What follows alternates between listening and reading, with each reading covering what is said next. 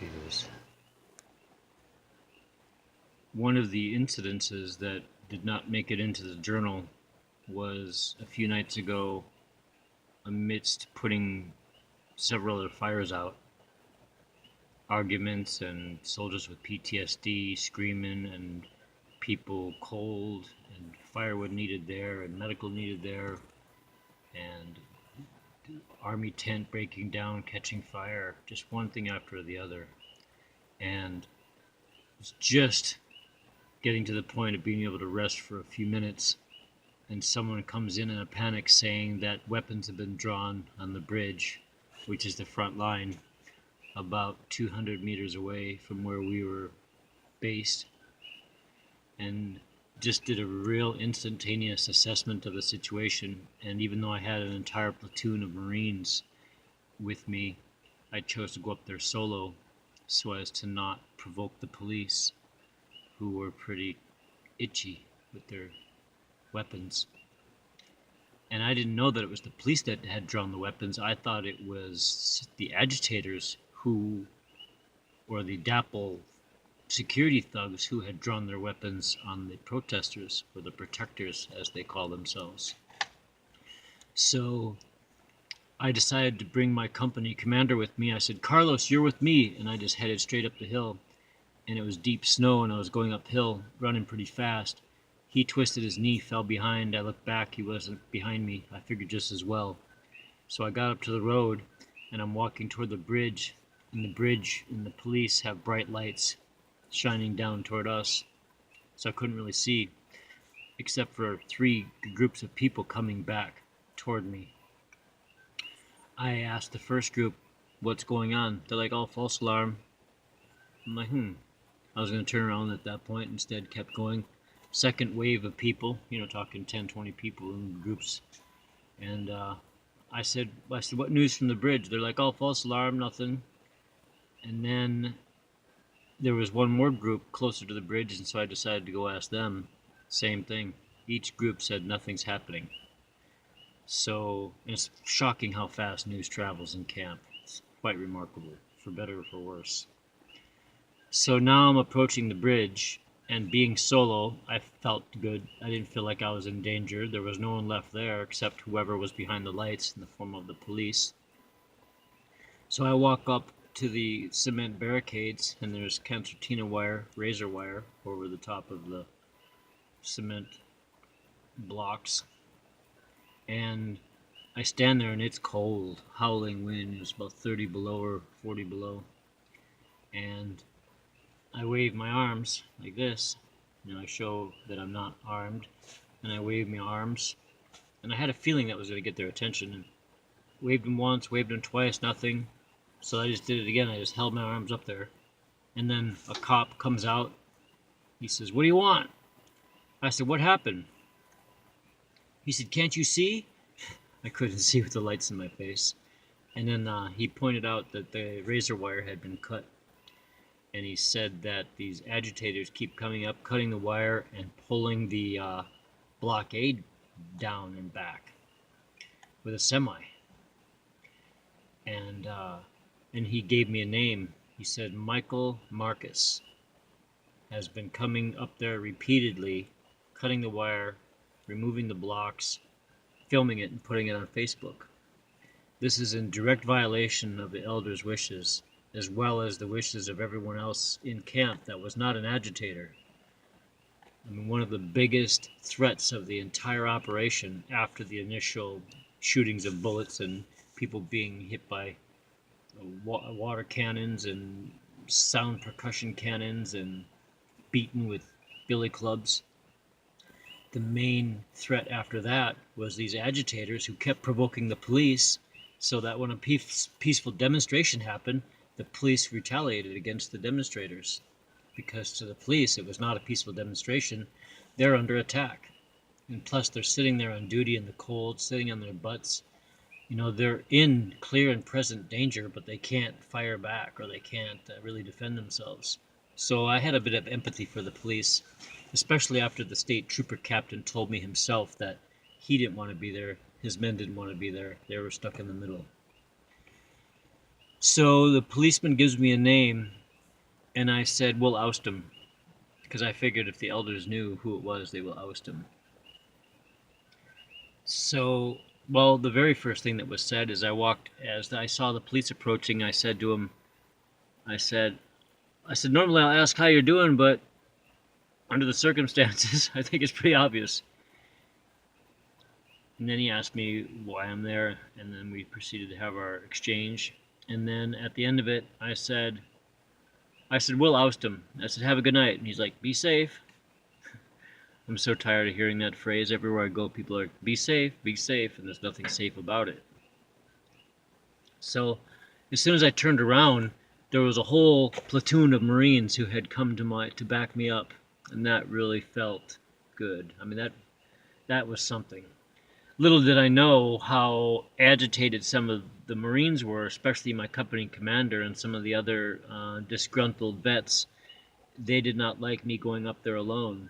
They didn't understand that if there was more than one of us, it could be deemed a threat to the police, and that might provoke an incident. So I felt it best to go up there solo. I felt that went well. The intel that we gained at the bridge from the police, the officer told me his name was Luke. It was a good exchange.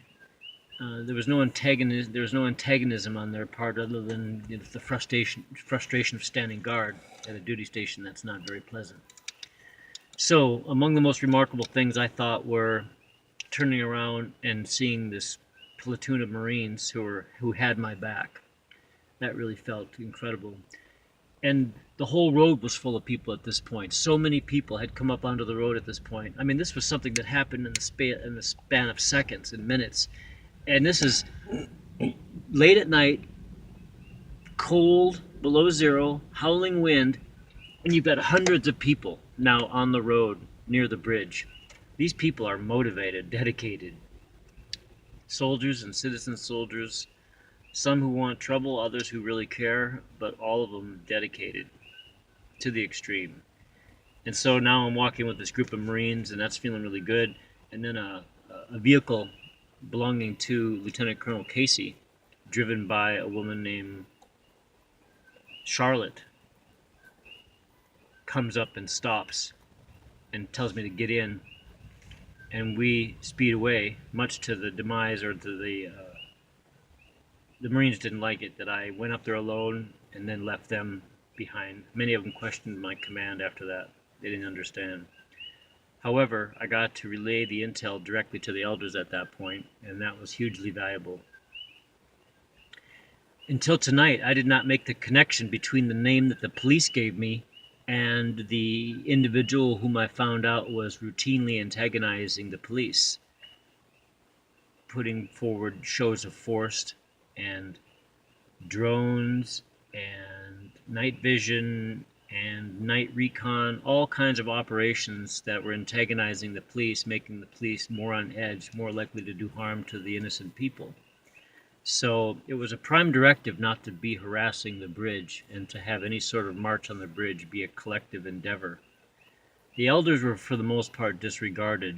There was one particular off-camp chief who was directing the group of 30 security operatives whom I considered to be thugs based upon everything considered. And my intuition says they're paid by DAPL, that these were paid agitators by the oil company to keep things stirred up, to prevent a real action from happening. And we saw this in CIA do this in Afghanistan and Iraq, where if things were starting to mellow out, if things were starting to calm down, CIA would hire locals who are Muslim, but who are violent, fundamentalists, and would pay them to do false flag terror. And then the United States and coalition forces would have no choice than to retaliate, just keep perpetuating the war machine. So it was happening at a microcosmic level at Standing Rock. And these 30 men who were in charge of security, these guys were not, a lot of them were not very kind or friendly. These guys are war veterans who saw some shit and were creating more shit to participate in. Didn't seem like they really cared about the land, didn't seem like they cared at all about the people, and they didn't listen to the elders, except the one elder that they were listening to who was perpetuating the agitation.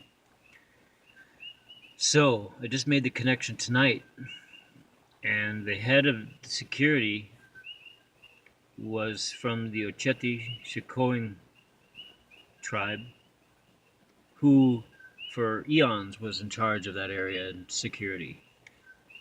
After the incidences, after the vets left, the Oceti-Sakowin took over the entire operation.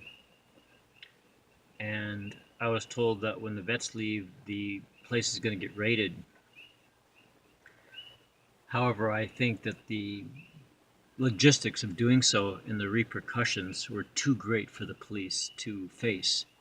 30 below, and many people on the edge of survival, it didn't seem feasible for there to be a raid. And now 1,000 people remain, and these people are dedicated warriors. These people are hard chargers, both civilian and military, and Lakota, and Dakota, and Dene, and Cheyenne, and Apache, mostly Lakota. And they're sticking it out no matter how long it takes, no matter what the costs or the suffering. And it's they who will, in my mind, make all the difference of whether or not Standing Rock is successful as a peaceful demonstration. The people enduring the cold, not the quasi-security who are not doing their job. The security of Standing Rock was a joke. It's like intentionally taking people away from their posts so that weapons and other people could come in unchecked. It's like, I think this happens in any type of war zone where there's two elements, the people for and against, and then there's those who are playing both sides. And, you know, I admire these men. I admire their warrior spirit. I admire their prowess, their capability. And I empathize with their twisted minds from battle. But it's important, I feel, for people to know, for America to know, for the world to know, for the Native Americans to know, and for the protesters and water protectors to know that their efforts were being undermined by people who are paid by DAPL to come in and cause trouble and to agitate and to perpetuate the conflict and to prevent there from being any real action. Fortunately, due to immense prayer and immense dedication on the part of the people, and this fact that the contract expires and that the investors are getting antsy and that there's a deadline looming of less than 1 month. So if these people can hold out 1 more month, the pipeline project may be terminated, which to me is only a small victory compared to the thousands of other incidences going on all over the world just like this. So the task at hand is to publish as swiftly and as thoroughly as possible with text, photos, and video exactly what happened, direct experience, speculation, rumor, and put it all together for the reader to decide so that the next operation, the next action, the next conflict is more well informed, and that these agitators are kept in check and exposed. I admire the head of security of the Oceti-Sakowin camp. However, I told him I do not agree with his objectives. He told me that safety was his first priority, and that's bullshit. His first priority was having fun, antagonizing the police, and getting paid really well to do it. And so much money was coming into those camps every day. People, poor, impoverished natives would show up at the gate and have $300, $400, $500 to give, and they would just give it to who's ever at the gate. The people at the gate were the antagonizers who pocketed the money. So thousands upon thousands upon thousands of dollars were pocketed by security. And many were using it to get drunk, buy drugs, have a good time, while other people are suffering.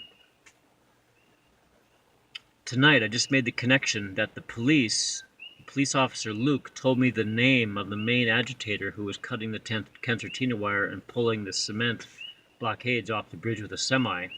He said his name was Michael Marcus.